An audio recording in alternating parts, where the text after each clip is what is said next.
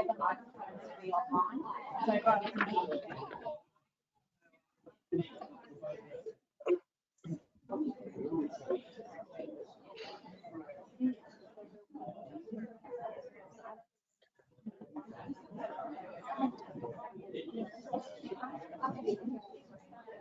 Good evening, everyone. Welcome and thank you for supporting this FLPA event, both in person and online. You may not know, but the running of these events is undertaken by a subcommittee within FLPA's board, the CLE subcommittee. For this event, those responsible for its planning and organisation have been Lisa Foley from DA Family Lawyers and Matt DeWill from Damien Greer's office. Hours and hours of time go into the preparation, planning of these events, and it's done on a volunteer basis after hours and around busy practices. So I acknowledge the help of those committee members in planning this event. The CLE subcommittee of FLPA has worked hard these past few years in bringing you relevant and practical topics so that you're getting value for money when you attend these events and are able to claim the CPD points, which has become more relevant for us all since we've not been able to attend in-person conferences for a while. The demand for these CLE events has become so strong that people have been waitlisted, and FLPA has had to take out some extra licenses so that people can attend and we can have more online viewers. That demand speaks to the quality of the events that the CLE committee is putting together for you. A similar subcommittee is working right now on FLPA's retreat, which will be held in November of this year at Peppers Noosa. So you'll be hearing more from FLPA about that during the weeks ahead.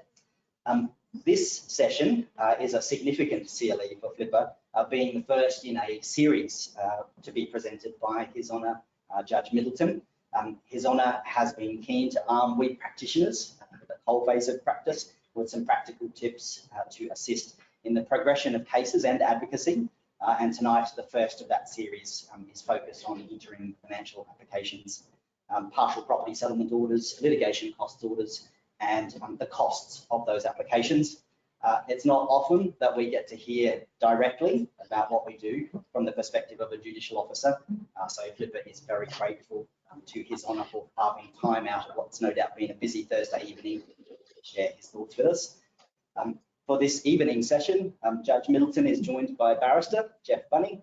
I fear I'd embarrass Jeff if I read out his bio in full, but suffice to say that he's a specialist history of 2 decades as a family lawyer, both as a solicitor and later a barrister at the Brisbane Bar, and a former FLPA committee member at that, so that he needs no introduction.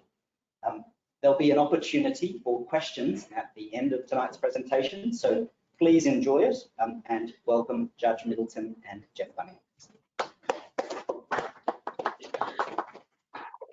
Thank you. Thank you very much. I hope everyone can hear me. Just sing out yes if that's the case. yes. No? Good. There's probably a bit of a delay between my face moving and the words coming out. If that's the only technical difficulty we have tonight, then we're doing well. Earlier this afternoon, we were trying to set up this meeting virtually, and there were a great deal a number of technical difficulties, and at one stage there I thought I was going to be presenting this topic by interpretive dance. Luckily we're not, so I will I'll give it in the traditional way. This evening, obviously, with the assistance of Jess, we'll be discussing how to appropriately seek interim orders relating to costs, partial property orders and litigation funding. The series has been prompted by the general discussions in chambers, that's the judges' chambers, about at times the poor presentation that has been creeping into proceedings held in the Federal Circuit Court. I can't speak for the other court, obviously. I personally take the view that if I'm upset by something, then I should do something about it rather than yell at practitioners and be grumpy all day long. It's not good for my health and it's not good for practitioners. So hopefully this evening you'll gain some important and relevant information that may assist you in the future. I should also apologise for not being there in person. I was intending to be there in person. Unfortunately, I was called away to Sydney at reasonably short notice. I have something to do in Sydney tomorrow, so apologies. I wish I could be there, particularly as I saw most of you walking in with alcohol. Not that I drink a lot, but nevertheless. The first thing I want to say is this. It is really, really important to recognise that the Federal Circuit Court, what will become Division 2, is a busy court. It's unlikely that it will become less busy in the future, and indeed, on the back of the COVID situation, obviously there's going to be a backlog of some cases. Those of you that come to our court often will recognise and know that the judges in our court are dealing at times on a busy duty day or adjournment day with, 18 to 30 matters, and sometimes more on a day-to-day basis.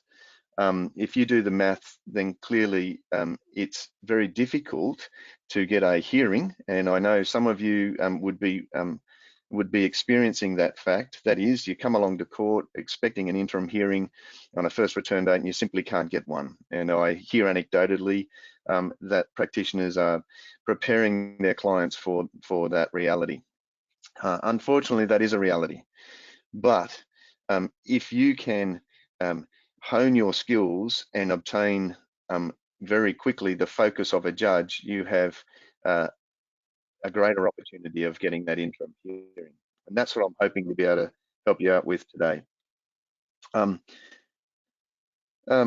If you retain the focus of your judge, then two things are going to happen. One, you're going to get your hearing, but more importantly, your clients are going to do well. That is, they're going to get a result on that first day, or perhaps a subsequent day if the matter's been sent away for, in children's matter, for example, for a child inclusive conference or some other 11F type conference, and in a property matter, whilst the parties obtain some valuations. So to that end, you should give some consideration to preparing some short written submissions. And I don't mind if they're in almost dot form. Those of you that might practice in the civil jurisdictions might know that over in the Supreme Court and District Court, you're limited to a very few number of pages.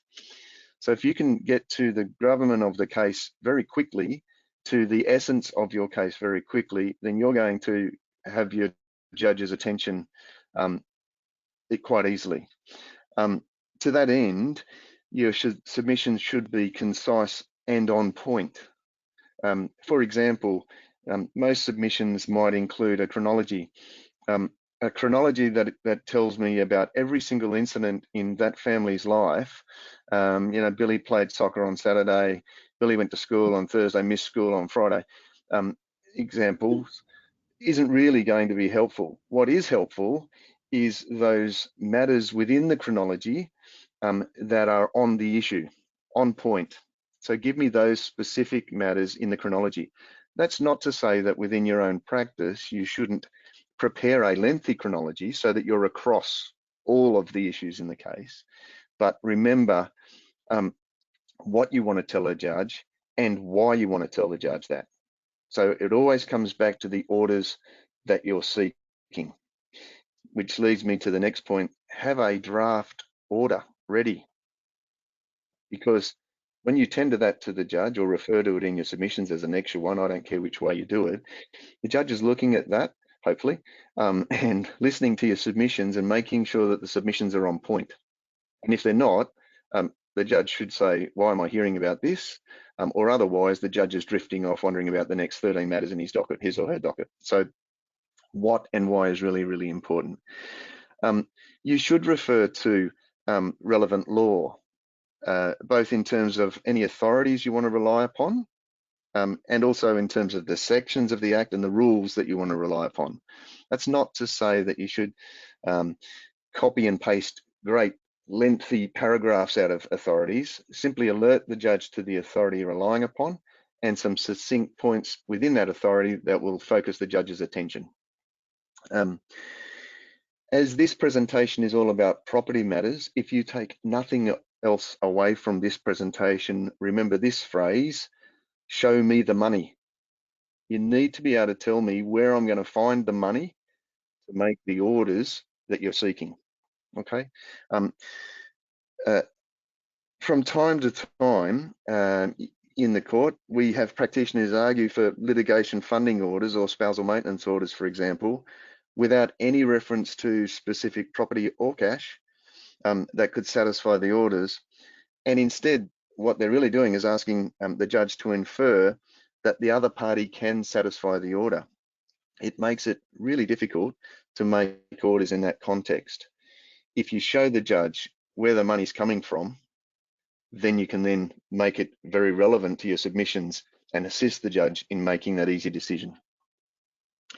So to look at some specific areas, so partial property orders, the first thing that should be obvious is that you do not need to establish compelling reasons. Strawn is authority for that, and obviously Strawn overturned Harris previously where that was suggested. You do need, however, to establish that the order is just.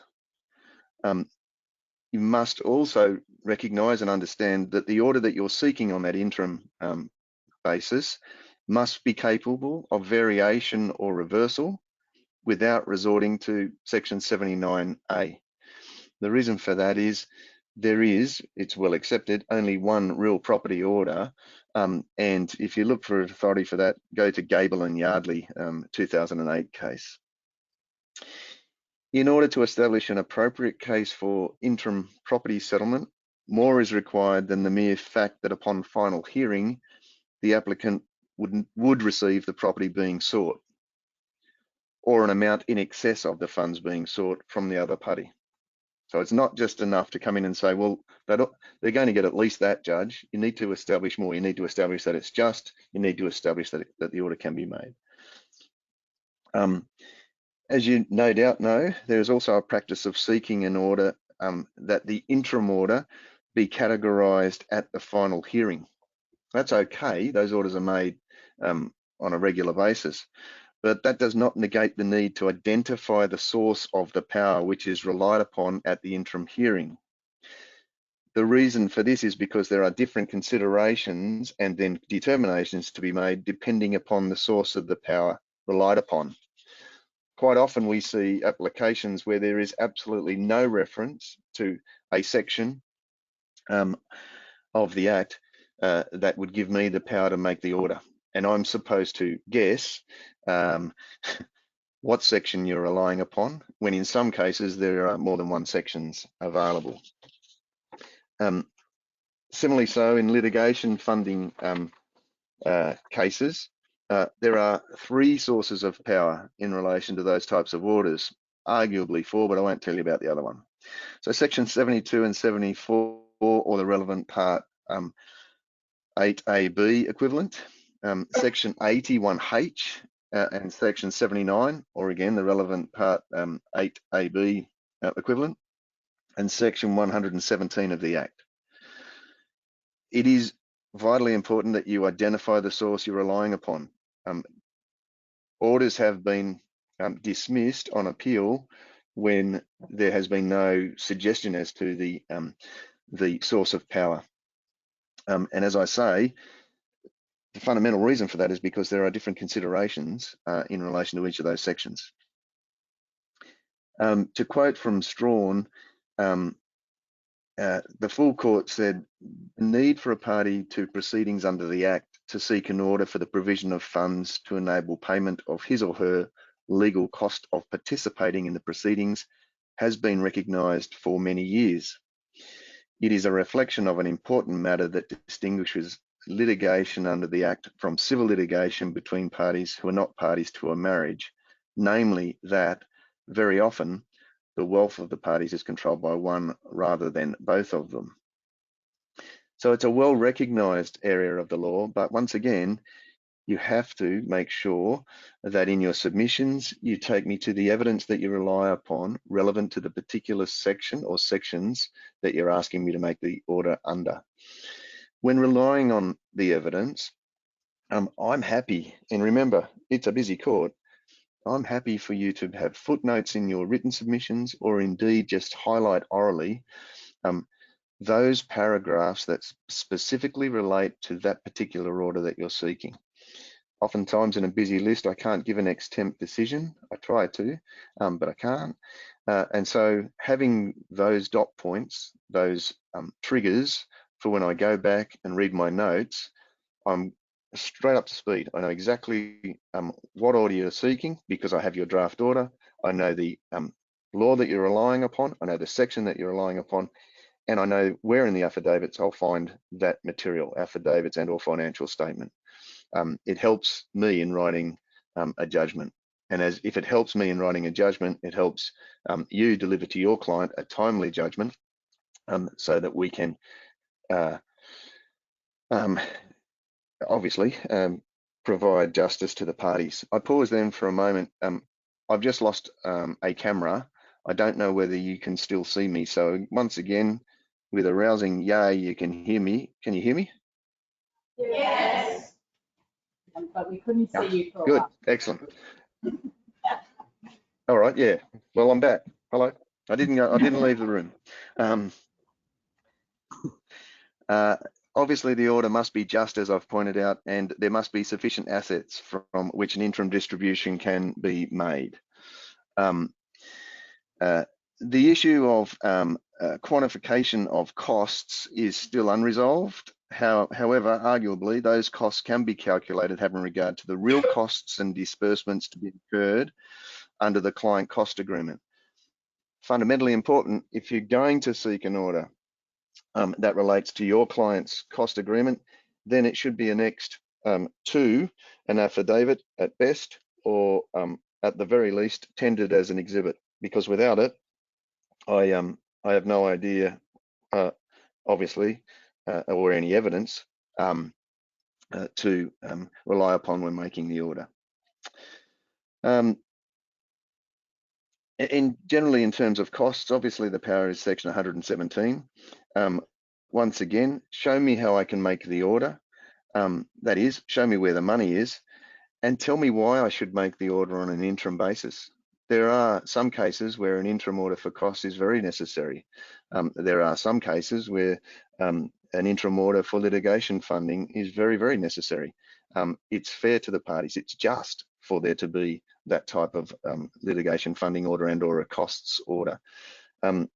Just as a heads up, we're told that there could be amendments to the Act that are in the future where the presumption relating to costs will no longer be in the Act. It'll be a completely different section relating to costs, where costs may indeed be in the cause, or there's no presumption that each party pays their own costs. So sharpen your pencils in relation to costs and be ready for that.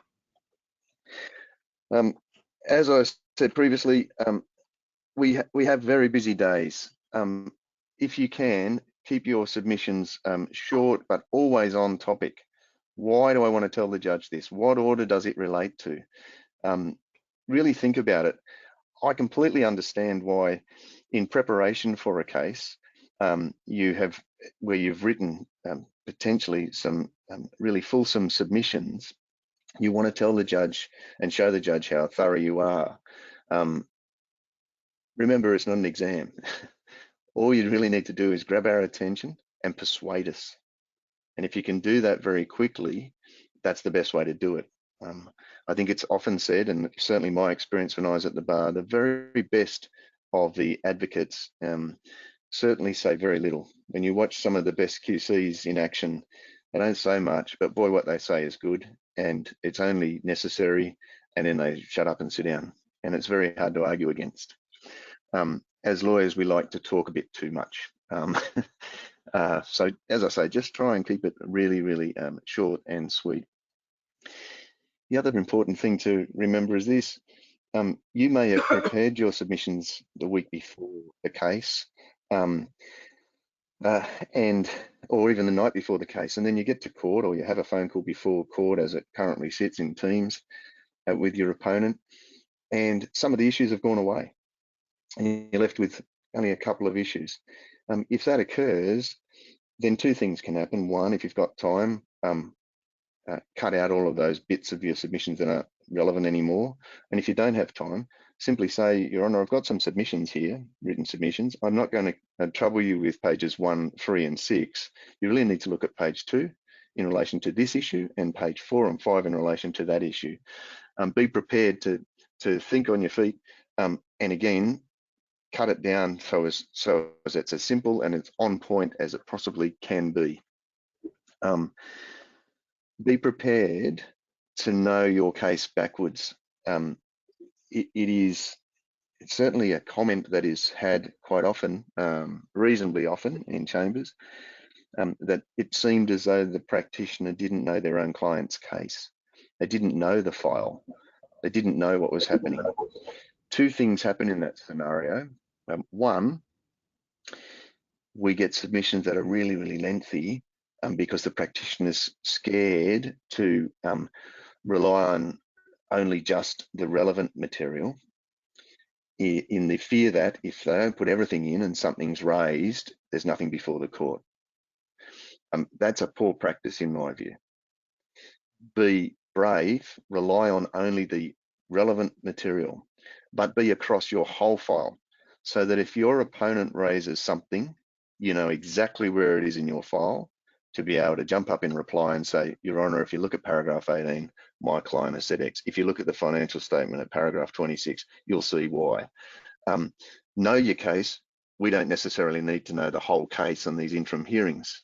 What we need to know is why we're going to make the orders that you're seeking. What is the evidence relevant to that particular order? So in terms of the submissions in general, you should always obviously tell me the material you rely upon, read your material. There should always be a draft order. And if that draft order changes because matters are no longer in dispute, either be ready to hand up an amended set of orders. And if you don't have time for that, then reach an agreement on an agreed set of orders, whether it's your set or the other party's set. Be prepared to make the concession just to get the matter before the judge, with ticks and crosses against the orders. The ticks represents the ones that are in consent and the crosses the ones that I have to consider. It's a really, really good way of focusing a judge's attention. A single document that has the issues that I need to make a determination about helps me every day of the week. As I say, those submissions should include a brief chronology, and I can't emphasize enough, relevant to the issue before the court. Include in the chronology those matters that are relevant to the court. It's always helpful for your judge if you can tell in a property matter what we want to know. We want to know the ages of the parties. We want to know the date of cohab. We want to know the date of marriage, if applicable. We want to know the date of separation. We want to know, so that's the general background. We want to know the context and why this matters before the court. So a little bit of background about the context. You know, we hope, as I'm sure most of you do, that you don't have to come to court. So tell me why you're in court. What is it about these parties that has brought them before the court?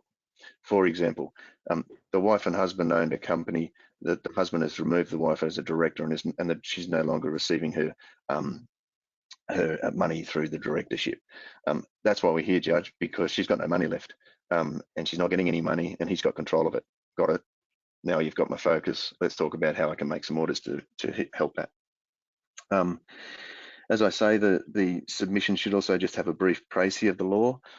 You can assume that most of us, if not all of us, know the law. You'd hope so anyhow, but it doesn't hurt to remind us of the relevant authorities that you're relying upon. And if there's something a little obscure that you've found or something new from a full court decision or the like, obviously bring that to the attention of the judge. And then in terms of your submissions, whether you're doing it by oral submissions or written submissions, headings are helpful. So if you can marshal your mind so that you can put headings in your mind and talk to those particular headings, good. If not, have a cheat sheet in front of you if you're not going to hand up written submissions with those headings, so as you know where you're going with it. And if, of course, there's written submissions, put your headings in there. Under each of the headings, you should give reference to the paragraph numbers that you're relying upon and all the financial statement material that you're relying upon. And if they're written submissions, footnotes are good. Again, if I have to come back and have a look at the matter to write an interim judgment, it's all there for me. I'm not flicking through volumes of material because it may come as a surprise, but after hearing 30 matters in a given day, you may not remember the one that you heard as matter number 2. And then finally, as a general proposition, every submission should refer to how the evidence within your client's material and potentially the other party's material supports the orders you are seeking. And if you do that every time, I can guarantee you what will happen is this: you'll have the focus of your judge. You'll be able to direct the attention of the judge's focus to the relevant material. And if you're doing that on a consistent basis all the time, over time, the bench gets confidence in you. So they see, oh, it's Miss Smith. I know Miss Smith is going to give me some good stuff here because Miss Smith has done that for the last 10 times. Conversely, if you're not doing it that way and it's a bit of a shambles and you're flicking through files trying to find material, it's Miss Smith.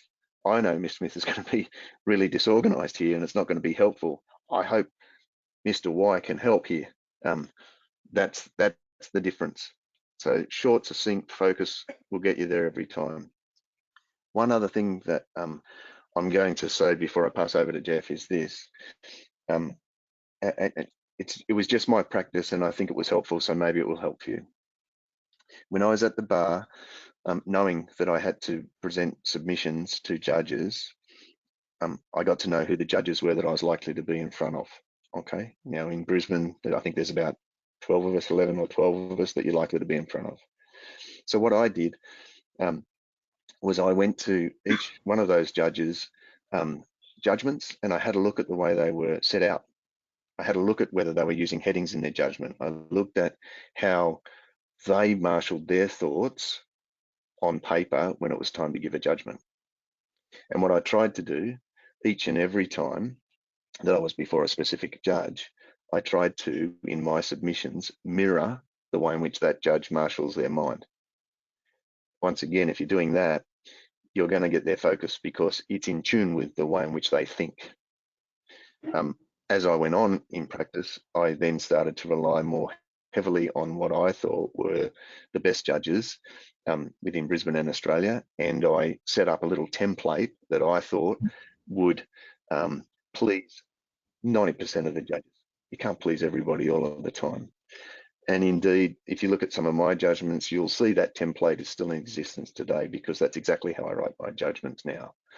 So it's a really good idea to get to know your judges, not on a personal level, but what they like in terms of, it's also not a bad idea on a personal level, but that's a different function. But it's a good idea to know what they like. And then if you can talk to what they like, you'll get their focus and you'll get a good result for your client 9 out of 10 times. So that's, in a general view, my overview. I'm going to pass over to Jeff now, who's going to give you some examples and potentially give you some submissions around those examples. And then at the end, if we've got time and you haven't fallen off your chairs tired or because you've drunk too much, we'll open up for some questions. Okay, Jeff. Thank you, Jeff.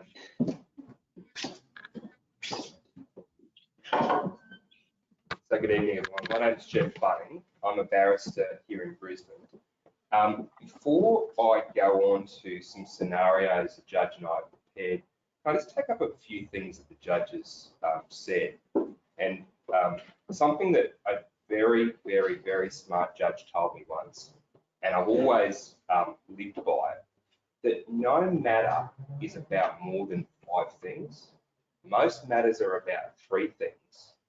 And the majority of them are about 1 or 2 things. So when the judge has said, read your brief, make sure you're across your facts, do your lengthy chronology, make sure you're there on all of the facts. At the end of the day, in my experience, most matters come down to just a couple of points. And it's particularly important when you are doing an interim hearing before a judge, as I'm sure everyone in this room and everyone via webinar has found. They have 30 matters. They sometimes have not had the opportunity to read those matters. And when you get before them, what you want to do, and I find this as a practitioner, particularly in COVID times, given that we're not physically before them, they're hearing our voices via telephone. They're saying, what's this all about? I've got 15 matters at 10 o'clock, Mr. Bunning.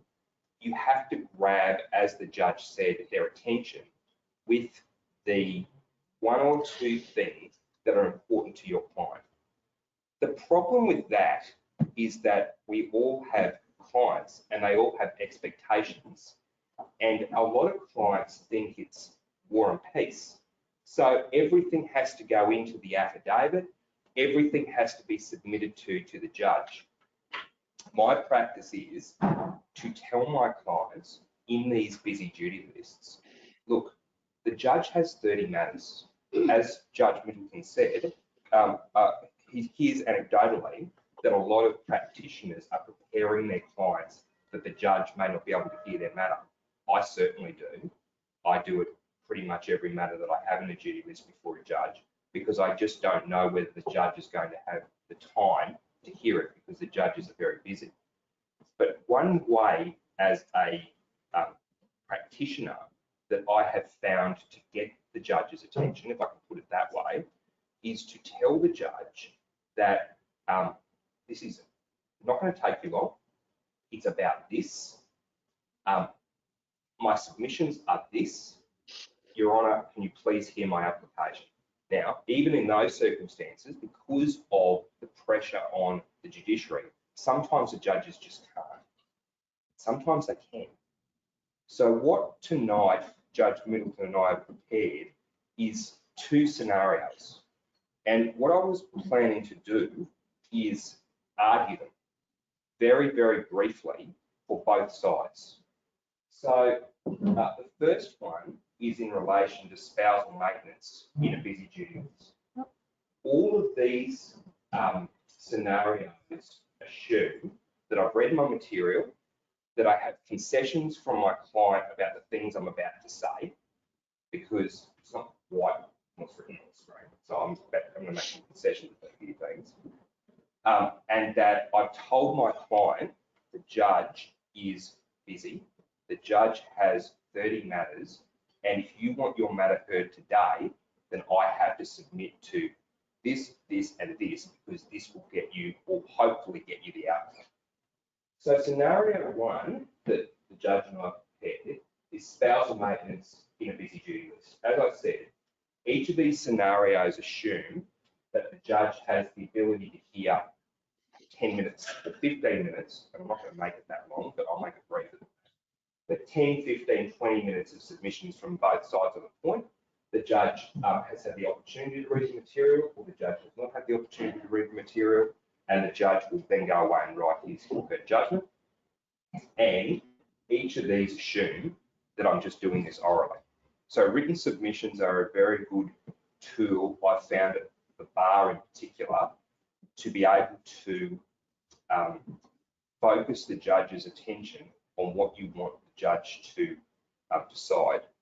And alternatively, another good tool is if the judges are very busy, but the matter needs to be heard urgently, and the judges indicate to you, we simply can't hear this matter today, then propose written submissions.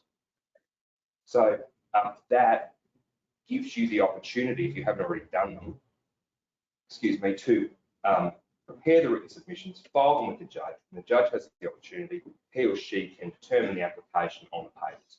But these two presentations that the judge and I prepared are on the basis that he's going to hear it orally, or she's going to hear it orally in a busy duty list. So the first one is spousal maintenance in a busy duty list. Second, I just invite everyone perhaps to just read the two scenarios. Yeah.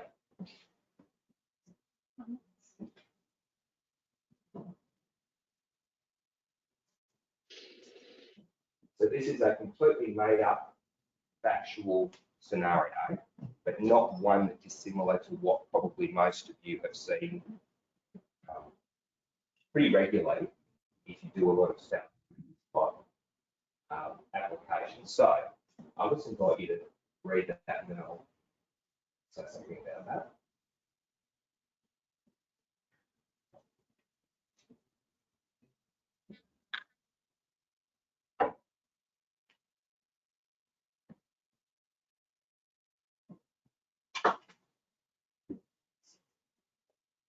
So here we have a lady, 8-year relationship. She's not working. The husband's a family lawyer. Any of the guys here in this audience or by webinar.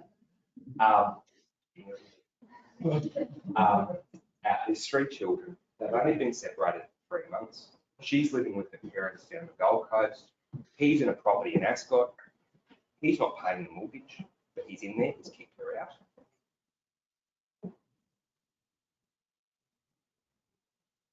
And all of this is in the material. Obviously, it's borne out more. This is just the purpose of what we're doing tonight. So has everyone had the opportunity to have a look at slide 1?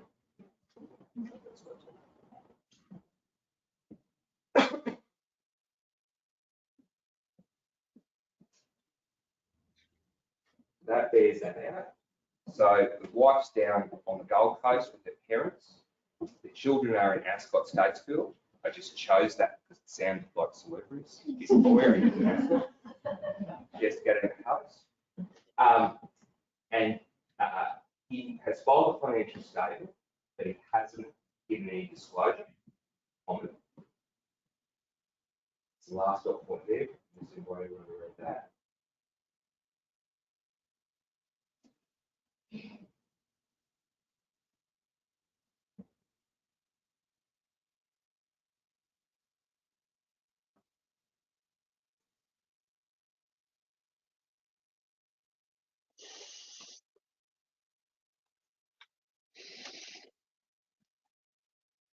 Chance to help that one.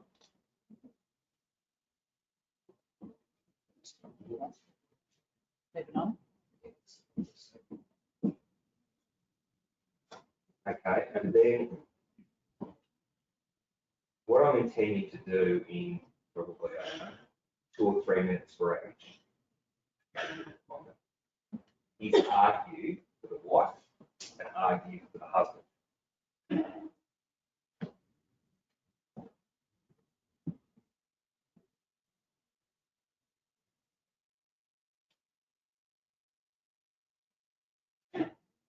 So, in a nutshell, just as you're all reading that, the wife is seeking $1,750 a week in spousal maintenance. She wants to go and live in a property in Ascot close to the school so she doesn't have to drive up and down the coast every day. And her expenses, they both filed financial statements. Her expenses are as set out in her financial statement.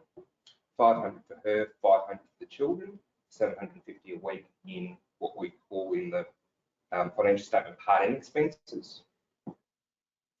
And then she also seeks he pay the mortgage because he stopped and he hasn't explained why. And she's not specified how she seeks her spousal maintenance application, but she's put the husband on notice she wants him for examination.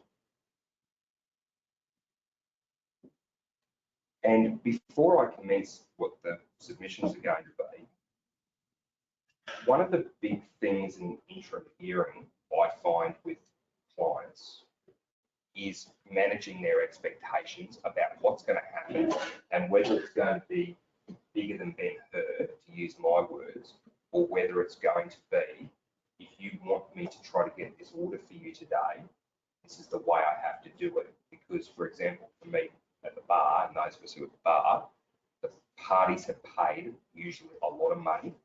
They're sitting there now in our chambers, and to be able to attain orders for your client, you must be succinct in your submissions, because when you get before a judge, if you're going to make submissions for 3 hours in a duty list of 30 people, the judge is not going to hear. He just, or she will not be able to hear. They just will not have the capacity. So that's why it has to be to the point of what you're after. And then for the husband, he doesn't want to pay spousal maintenance, which is often what is found in these type of matters.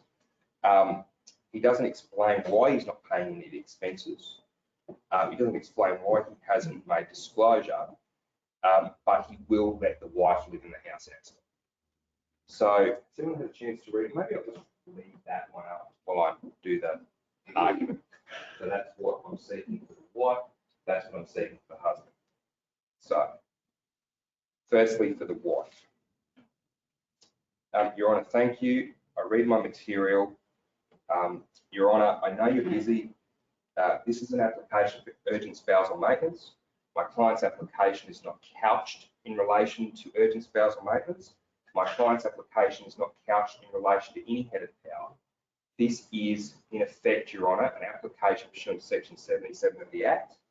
Section 77 of the Act provides that Your Honour can make an application in urgent circumstances. This is an application for urgent spousal maintenance. Ashton tells you, Your Honour, 1977, official citation, that in urgent spousal maintenance applications, Your Honour can determine the matter without the need for cross-examination. The other side will probably tell you that we've asked for him to be cross-examined. I acknowledge today we cannot have the husband cross-examined. But Your Honour, what you have here is the following. You have an 8-year relationship, sorry, 10-year relationship. You have 3 children who live with my client. The client lives down the Gold Coast. She is living with her mother. She has no source of income apart from maternity. The children are 8, 6, and 2. She was an accountant, but she has not worked for at least 8 years. The husband is a family lawyer. Your Honour, he's earning $5,500 a week. I'll get to that a little bit later. She needs $1,750 a week in urgent spousal maintenance. I'll tell you why. The reason she needs $750 a week in spousal maintenance is apart from any other reason. She is living down the Gold Coast and the children are attending Ascot State School. He kicked her out. It's in the material. If Your Honour requires it, I will take you to the references in the material. The material reveals that $750 a week is what is required by way of a rental. The husband is not offering to let us live in the former matrimonial home. He is living in it and he is not paying the mortgage. I'll put that to one side. As I said, a Section 77 application is couched on the basis that it is urgent. I know Your Honour has 30 matters before you today. I am going to ask Your Honour to make an order that he pays $1,750 a week and that you bring this matter back before the court in, say, I don't know, 3 months or so. In 3 months, that will give the parties the opportunity for the parties to do proper disclosure, subpoenas if necessary, and come back before the court to run this properly as a Section 72 application. I probably have to concede that $500 of the spousal maintenance that is sought by my client is for the children. So in making that concession, whilst my client's application is for $1,750 a week, it's probably more properly $1,250 a week. That's because she has not yet made an assessment for child support, and in the marriage of Stein, which Your Honour would well know, provides that you cannot ask for, in a spousal maintenance hearing, money for children. So I have to concede that properly she should make a child support application. However, in the current circumstances, the mortgage is racking up. He is living in a property in Ascot worth $3 million. He is earning $5,500 a week. His own financial statement, I'll take you on to that right now, tells you that he is paying $2,500 a week on his tax. I probably can't argue with that one.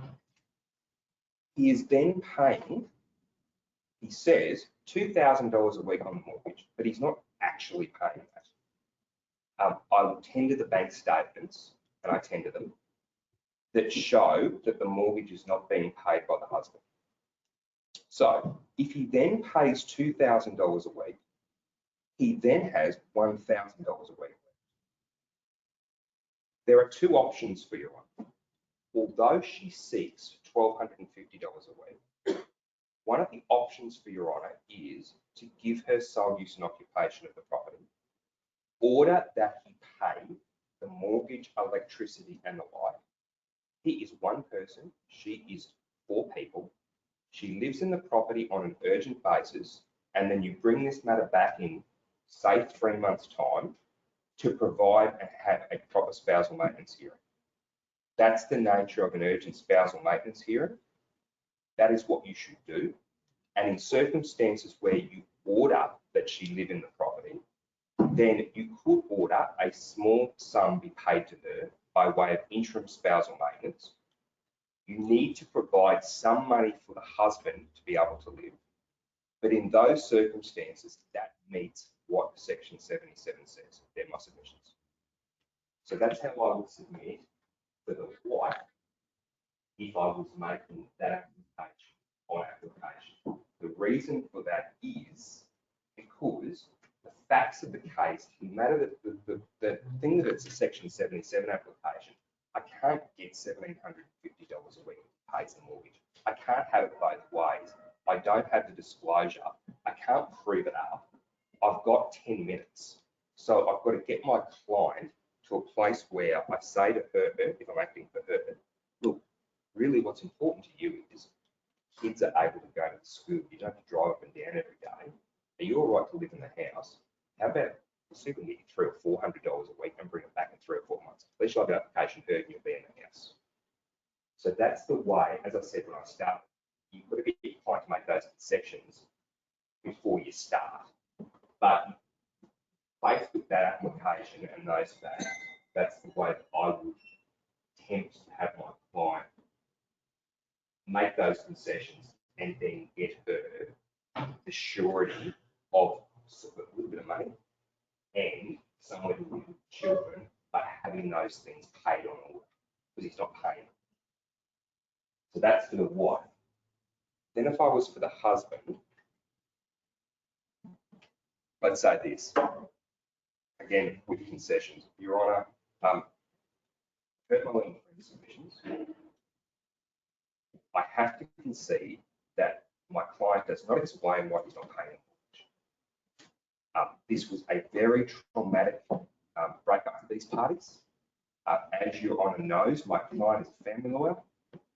He has given me instructions this morning that he is quite happy to pay the mortgage on the property. So I get that concession from my client because on the evidence, on his financial statement, he's already paying those things.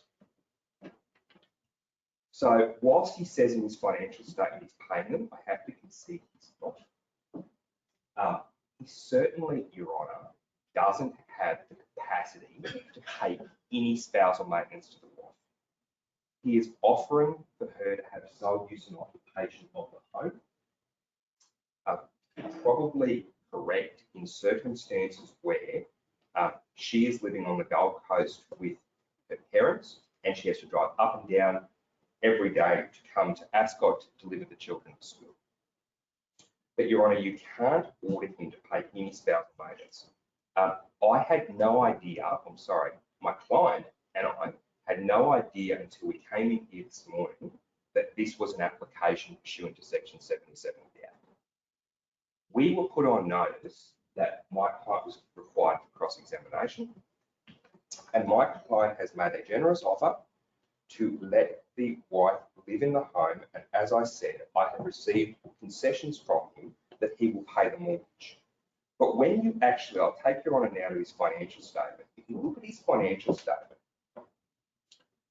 again, if this is a Section 77 application, there being, as I've said, no disclosure and it being a breached type hearing on an urgent basis, you will see, and I would ask you to accept, because there's no other evidence to the contrary, that his income exceeds his expenditure each week by $700. So in circumstances where the wife has some income from somewhere, and she's going to live in the house, my submission is that she should pay the electricity and the light. He will pay the mortgage. He's still short on his part and expenses, but that will provide the wife somewhere to live, the children somewhere to live, whilst we get this matter back before them. But you certainly would not make a spousal maintenance order. They are my submissions. So that's how I argued on behalf of the husband. But very direct to what is sought by each of the parties. I think I covered everything that everyone sought there. The judge will tell me if he requires any further submission.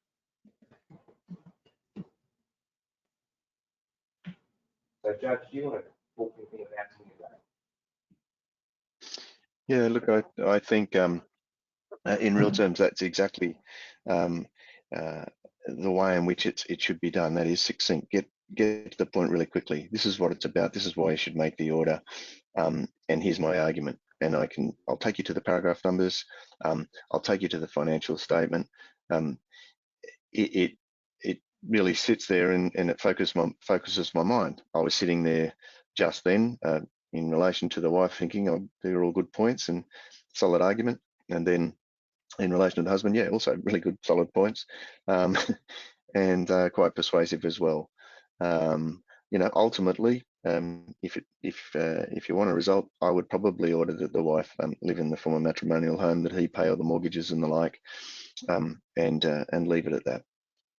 I was going to ask that question.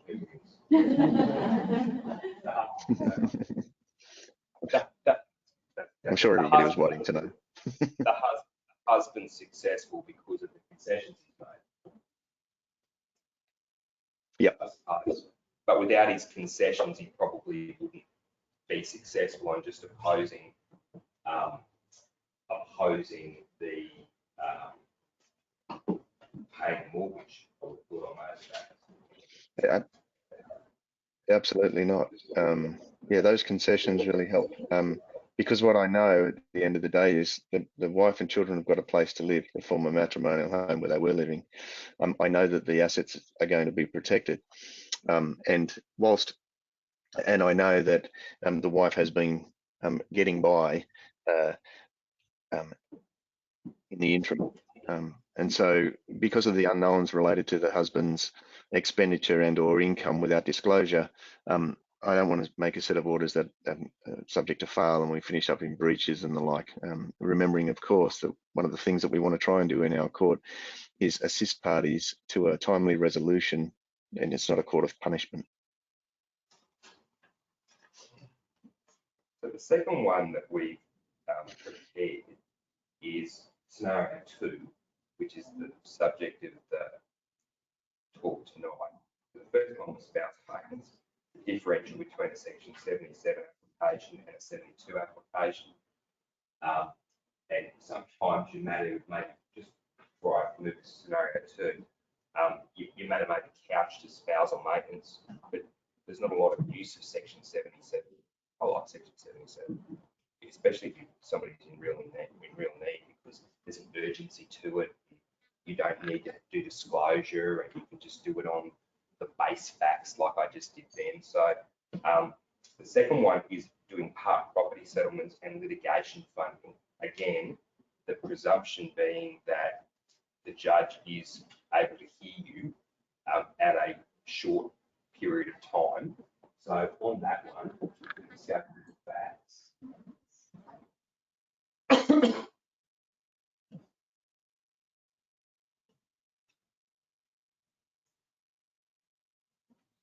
Ask everyone that aware of that.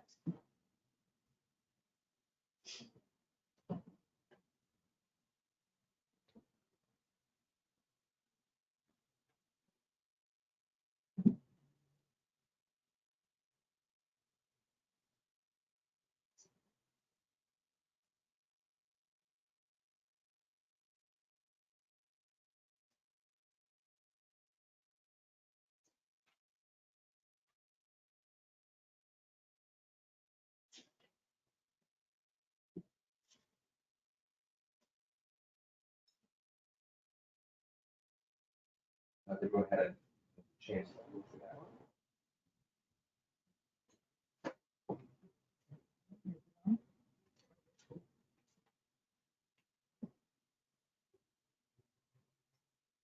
So in this one, they had a 7-year relationship. They have no children. And we'll get to it a little bit in the next slide, I think.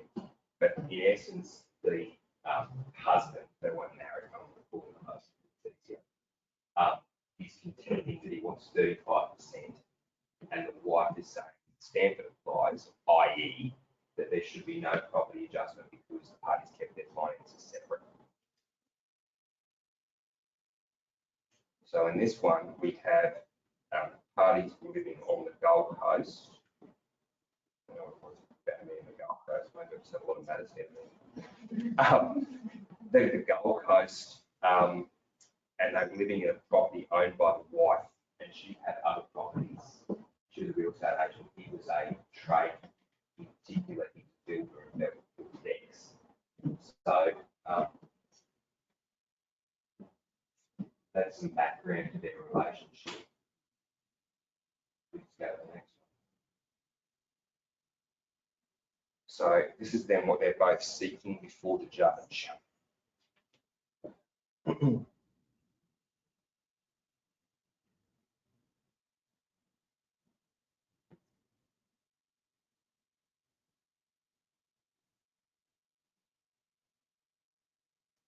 So relevant for the purposes of what we're talking about tonight, he owes his lawyers 20 grand. They're covering his fees on a third basis. Their client agreement says, and the lawyer deposes to, what is that the lawyer won't continue to cover the fees anymore if she doesn't get funding at this interim period. He's living in a caravan. So he's seeking a number of things, a part property settlement, be able to allow himself to rehouse himself and pay for things and the like. And the lawyer's affidavit says, to get this matter to trial, I need $120,000. That's what my estimate is for counsel and for solicitor. And the wife is saying, go to the next slide.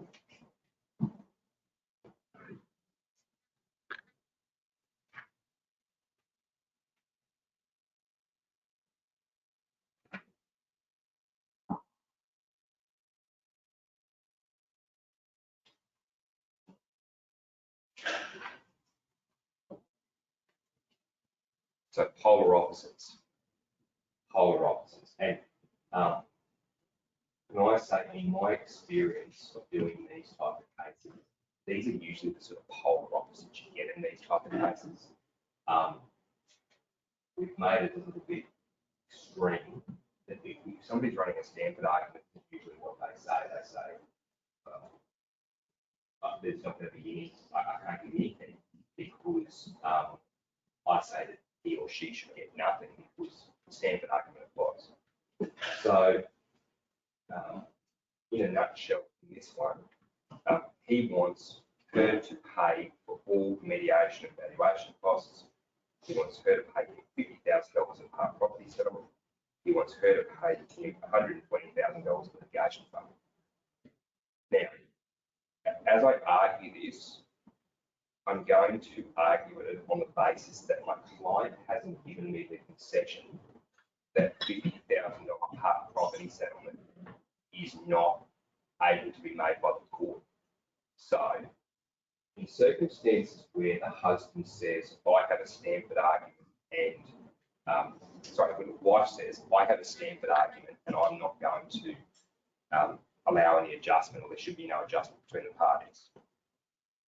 A proper concession to make in those circumstances would be, if you look for the husband, well, in those circumstances, it is not reversible, as His Honour said before. The order is incapable of being reversed because if the Stanford argument gets up at final trial, then you can't get the $50,000 back. But I'm going to argue it as if my client did not give me that concession. He said, I want you to go and press Jeff for the $50,000. And what I'd say to the judge in those circumstances, knowing what the law is. And then for the wife, she says, well, and I'll argue it as also she gives me absolutely no concessions about what I'm asking for her. So the first one I did, I got them to give me concessions, so I could give that to the judge to convince him or her that that's what they should do. The second one, I'm arguing as if my client refuses to give me any concessions, and I just have to argue it as it's on the evidence and on it, which is common. Not all clients will give us concessions. We need to be able to convince a judge to do something. So, we have the first one. Do you want to get that maybe? The husband's passing first. Okay, so, Your Honour, thank you. I read my material. This is a 7-year relationship. My client is 35. Your Honour, my client is a licensed builder. He has recently hurt his back. He is on Centrelink. The parties were together for 7 years. The wife came in with the majority of the assets, in fact, all of the assets. What my client is asking that you decide today is the following. The first is that my client has been kicked out of the home by the wife. He's living in a caravan. He is not earning any money apart from selling. He needs some money to rehouse himself. I understand that a Stanford argument is sought against me, and I understand the law in that regard. I am instructed by my client to seek a payment of $50,000. The $50,000, Your Honour, allows him to rehouse himself so he's not living in his caravan. But can I really focus Your Honour's attention on his litigation funding application? Your Honour, my client is seeking $120,000. There is ample sources of funds from which to make that order. The sources of funds from which to make that order are as follows. There is a unit in Surfers Paradise owned by the wife. It is worth $1 million. It could be mortgaged. The wife is funding her legal fees. There's also some redraws of $80,000 in 2 investment properties, one in Ipswich, one in Newford. I'll take you on to what the wife says about that. It's paragraphs 25 and 28 of her affidavit. A litigation funding order is made pursuant to section 117. Any issue I may face in relation to my part property settlement application does not present itself when I run my 117 application pursuant to costs. These parties really, Your Honour, need a mediation. My client, as I said, is not working, he's on Centrelink, he's living in his caravan. He deposes to the fact that he has made, notwithstanding that he didn't actually make any initial contribution, substantial contributions throughout the course of the relationship to the party's property. Moreover, he was a builder, he helped paint the investment properties to wife, he built decks. I don't need to go into that with you today. Suffice it to say, my client's case is the Stanford argument fails. But what these parties really need to do is get to a mediation. He needs some money with which to fund that. My firm has deposed, and I have deposed the fact that I can't continue to carry him. My client asked for $120,000. I'm instructed to ask for $120,000. But Your Honour, really what we need is an amount of money to get us to mediation. They're my submissions. So I had an unreasonable client who was asking me to do blah, blah, blah, blah, blah. But what I wanted to do was get enough money to pay the fees, get enough money to get me to a mediation. I probably would have given a specific sum, although my instructions were 120 grand. Say, for example, $40,000, pay the 20 grand, get you to a mediation. So that's what I'd say in brief on behalf of the husband. Then if I was arguing for the wife, I'd say this. Your Honour, as my learned friend said, the parties came into this relationship with what they currently possess. My client's deposition is that she possesses the same property she possessed at the start of the relationship. That's number one. Point number two is that the husband never made any contributions of a financial nature to these properties apart from buying food. But he would have had to do that anyway if he was living by himself somewhere. I'll put that to one side for the purposes of today. Number 3, my client says on a final basis there should be no property adjustment. Any order you make for part property settlement is incapable of being made as a reversible order, as the case law says. So in those circumstances, you would simply dismiss the part property settlement application. I can see that 117 gives you the power to make a litigation funding order, moreover, strawn and light cases. In this case, Your Honour, my submission is that the husband is able to represent himself at the mediation. It is not the problem of my client that the husband's lawyer will not carry him. My submission is that at the worst, you would order my client to pay the mediation fees and the valuation fees, that would be the absolute worst you would do, and my client submits through me that you wouldn't do that in circumstances where he's receiving settling, he is not working. We say he's earning cash. We can't determine that today, but in the current circumstances of the matter, order a mediation, order the parties pay equally. Don't give him any money, and any money you would give him would be very small because it's incapable of being reversed if my client's Stanford argument is successful. They're my submissions. That's what I'd say in his case. So, in both of those cases, can I say the way I've made those submissions, I'd probably better them a little bit more than that. But for the purposes of grabbing the judge's attention as to what he needs to know and what he needs to do, sources of funds, for example, as the judge said, to pay the litigation funding order were really the two redraws. On the wife's case, the Stanford argument, he can represent himself. But if you're going to order it, you don't order much.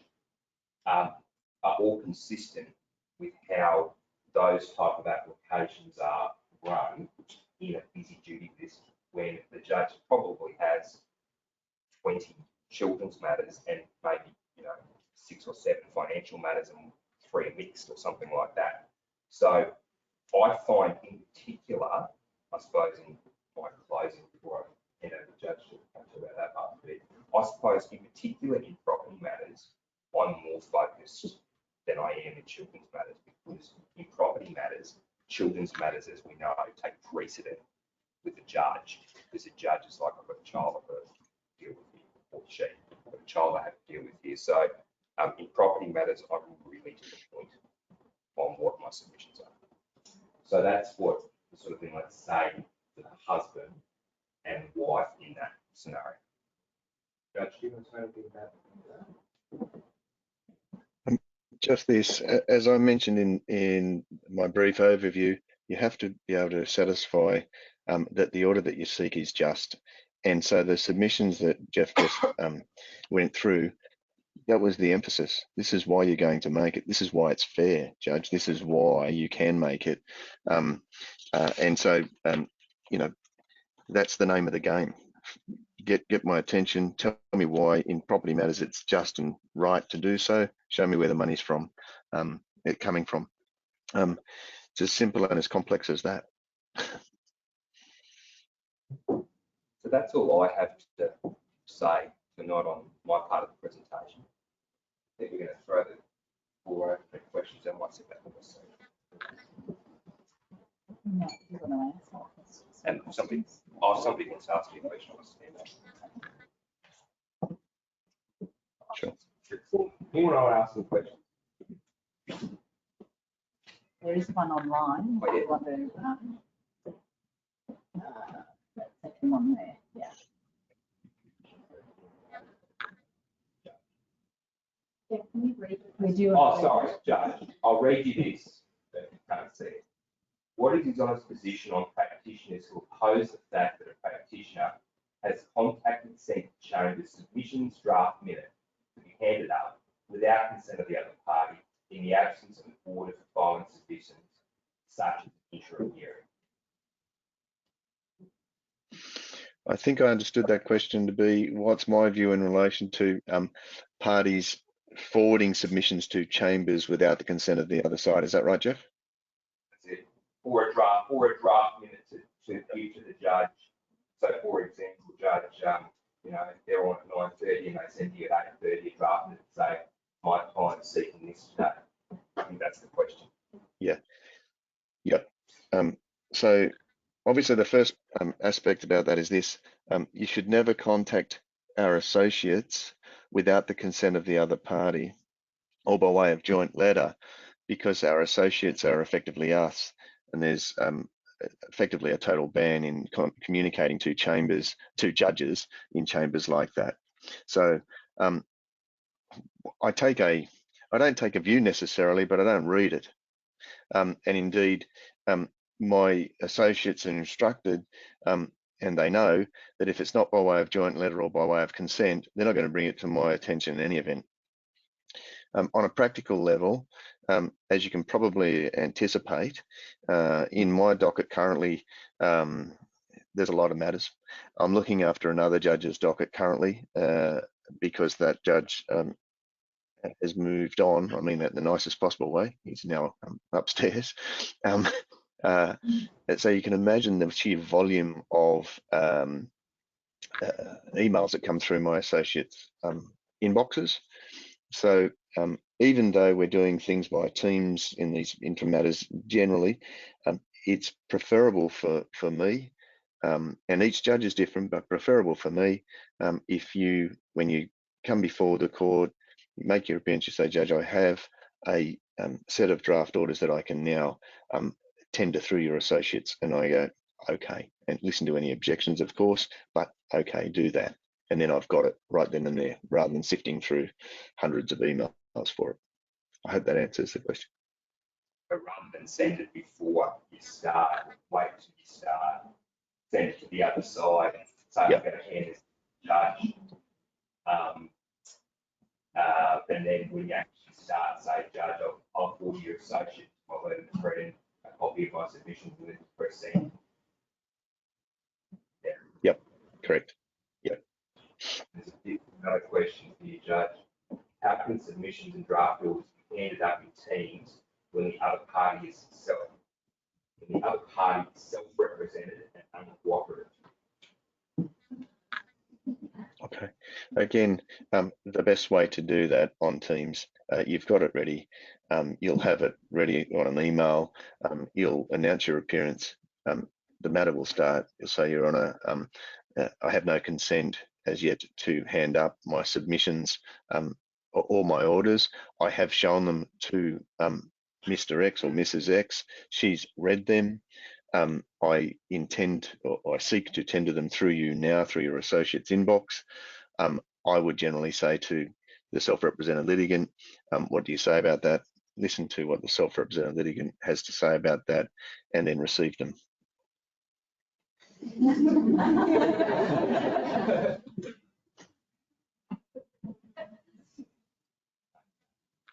Procedural fairness.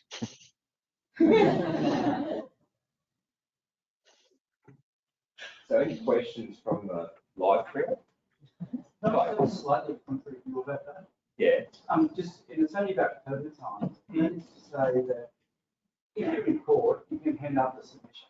But I routinely see people on the side of sending written submissions to the judge and just CC me, that's fine. Yeah. And I've got them, so I'm happy to deal with them.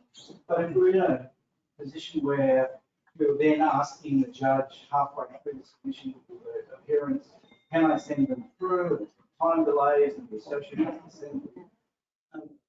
I think that rule about not corresponding with changes is really what you need to do, but sending through submissions or a draft order to allow the judge to be able to deal with it expediently when phone gets a little bit. You hear that, Judge? He never listens to me. No, and indeed, yeah, it's difficult to hear because of the way the microphones are set up. But if you could just repeat the question, Jeff, I think then myself and others online will definitely be able to hear it. So what Ted said was, in COVID times when we're not in court, usually we'd be able to just come into court and sort of give people pieces of paper. But in COVID times, to be able to just get a set of written submissions, so say for example from council, and send them to the judge at 9 o'clock before the start of a 9:30 interim hearing, and CC your opponent and say, dear associate, please find attached a copy of my written submissions, which I seek to rely upon at a hearing. I've CC'd my opponent into this email. Is Ted, what did you say? Sorry. That's probably efficient these days, because otherwise you're chatting to the judge for 10 minutes Yeah. and you've got to send it through. So Ted said, is that efficient? Or that is efficient. Correct. These are good. Otherwise, if you're there, you're telling the judge about it, and then you say to the judge, I've got some written submissions, and the judge says, oh, do you, Mr. Jordan, or do you, Mr. Bugging? And then it's coming through, and there's a lag, and you're telling him or her, is that what you're saying? Yeah, exactly. And I can say, Ted and Jeff, yes, any email that comes in on the morning or in the afternoon, my associates obviously are alert to what our lists are the next day. Those emails come through. My associates are excellent. They will scan through those emails, and if of course it says, I've told my opponent, I've CC'd him in, this is what I'm going to rely upon, they're armed, ready to give it to me on the day. And as soon as the matter comes up on the day in Teams, then what invariably happens is I'll get an email that'll pop up and it'll say, these are the submissions that X is relying upon, and they're right there for me. Yep. Can I just like ask a question about it myself? You just file them. Yeah. And then you can file everything online now. I'm from the old days, we used to go to the registry. But you can file it online now, so you can just file it like that. Correct. And I quite often have practitioners say, has Your Honour received onto the file my submissions? And I'll say something like, yes, they arrived at 11 PM last night, thank you. Or words similar. That's to be done next time. Probably just beating it on, but I found the emailing kept on falling over. I'd say, Your Honour, have you read my submissions? No. Yeah. And I'm stuffed. So I never see my submissions file the day before. That seems to work, because then the judge says, yes, I've got them. So I think filing seems to work better than emailing, particularly if the associates are very busy that morning. It's human nature, they manage, Yeah. That's done today. Doesn't it? Yeah, it's very true. If they're filed, then they're going to be on the system. When you come back into court on a more regular basis, you'll see how effective the digital court file is, and you'll notice that we've all gone slightly greyer and we've got less hair because the system's not necessarily user friendly. But at least if they're on the system, we'll be able to find them if they've been filed. Yeah.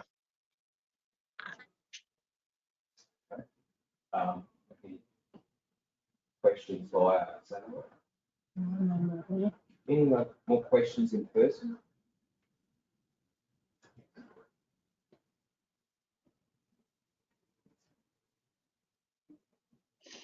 All right, Jack, I might sit down,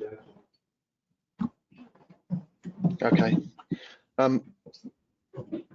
Folks, just before we sign off, thank you for your attendance. Thank you for coming along and being hopeful that we'll impart something of use. I hope it has been useful for you.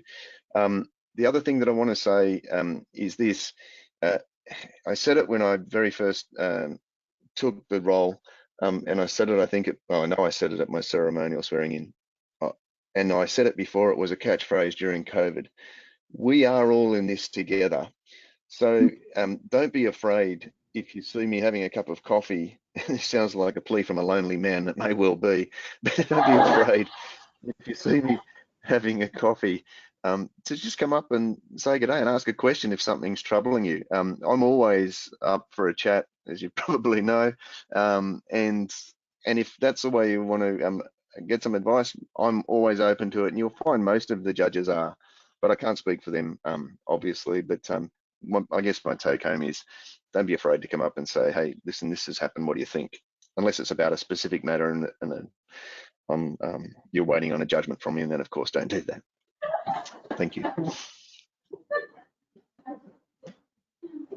Thank you, Judge, and thank you, Jeff, for those practical points. I think probably Two things will happen from this paper. At the useful end of the spectrum, every judge in Brisbane is going to be wondering why appearing in affidavits and submissions there's a subheading saying, "Judge, here's the money." And at the more creepy end of the spectrum, in the vein of getting to know your judge, Judge Middleton is going to get 400 Facebook friend requests a day. In any event, thank you to you both for those practical points. It's great. We have a small gift for you both, Judge. You can't receive yours in person, but Jeff will. I'll take yours, Jeff. And pass it on, and you'll never see it again. Thank you again, Judge. Don't give it to Jeff, but don't.